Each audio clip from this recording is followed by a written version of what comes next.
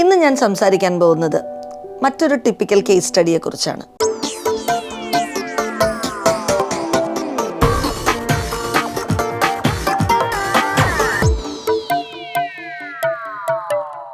ഒരു പ്രവാസിയായിരുന്ന ഒരാൾ തിരിച്ച് നാട്ടിൽ വന്ന് പെരുമ്പാവൂർ പ്ലൈവുഡ് ബിസിനസ് തുടങ്ങി.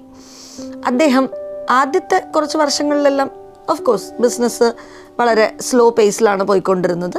വലിയ ITRും കാര്യങ്ങളും ഒന്നും കാണിക്കാനുണ്ടായിരുന്നില്ല.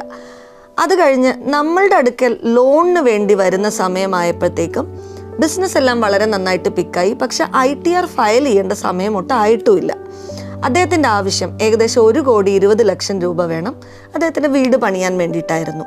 അദ്ദേഹം പല നാഷണലൈസ്ഡ് ബാങ്കുകളെയും സമീപിച്ച് അവിടെ ITR മെത്തേഡിൽ അത് പോവില്ല എന്ന് അറിഞ്ഞതിന് ശേഷമാണ് ഞങ്ങളെ സമീപിക്കുന്നത്. അപ്പോൾ നമ്മൾ എന്താണ് ചെയ്തത്?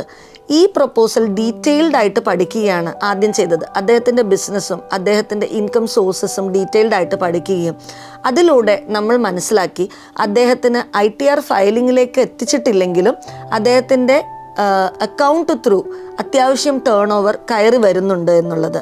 ഈ കേസിൽ പ്രൊപ്പറൈറ്റർഷിപ്പ് ആയതുകൊണ്ട് തന്നെ അദ്ദേഹത്തിൻ്റെ കറണ്ട് അക്കൗണ്ട് മാത്രമല്ല, അതോടൊപ്പം അദ്ദേഹത്തിൻ്റെ SB അക്കൗണ്ടിലെ ബാലൻസസും ഞങ്ങൾക്ക് കൺസിഡർ ചെയ്യാൻ സാധിക്കുമായിരുന്നു.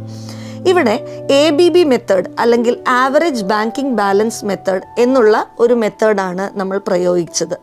അതിലൂടെ 1.2 crores എന്ന എമൗണ്ടിലേക്ക് എലിജിബിലിറ്റി ഈസിയായി ഞങ്ങൾക്ക് എത്തിക്കാൻ പറ്റി എന്ന് മാത്രമല്ല, ആ ഒരു എമൗണ്ട് നേടിക്കൊടുക്കാനും നമുക്ക് പറ്റി.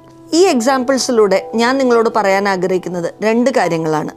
ഒന്ന്, പ്രോപ്പറായിട്ട് സ്ട്രക്ചർ ചെയ്ത് കഴിഞ്ഞാൽ നമ്മളുടെ എലിജിബിലിറ്റി മാക്സിമത്തിൽ എത്തിക്കാനും നമുക്ക് മാക്സിമം ലോൺ എമൗണ്ട് കിട്ടാനും സഹായകമാവും. രണ്ടാമതായി, ഏറ്റവും സൂട്ടബിൾ ആയിട്ടുള്ള ഇൻകം അസസ്മെൻറ്റ് മെത്തേഡ് ഐഡൻറ്റിഫൈ ചെയ്യുന്നതിലൂടെ ഏറ്റവും ബെസ്റ്റ് ബാങ്കിൽ നിന്നും ഏറ്റവും മാക്സിമം ലോൺ കിട്ടാനും നിങ്ങൾക്ക് സഹായകമാവും. ഇതിലേക്കായി എന്ത് ഹെൽപ്പ് വേണമെങ്കിലും ഞങ്ങളെ സമീപിക്കാം. Team loan Guru. Thank you.